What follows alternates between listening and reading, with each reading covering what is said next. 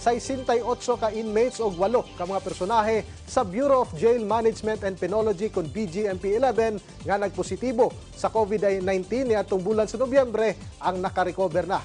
Din gihatagan na sila og clearance gikan sa City Health Office o Barangay Health Emergency Response Team kon BHERT. Ang mga personahe sa BGMP-11 nga nagpositibo sa mong virus niadtong Nobyembre 21 hangtod 26, 2020.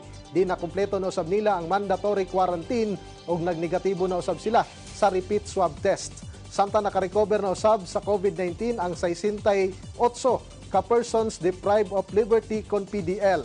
Wala usay dawaton nga bisita alang sa mga PDL karong Pasko ug bagong tuig, sanglit nagapadayon pa ang ginapatuman nga lockdown sa Davao City Jail.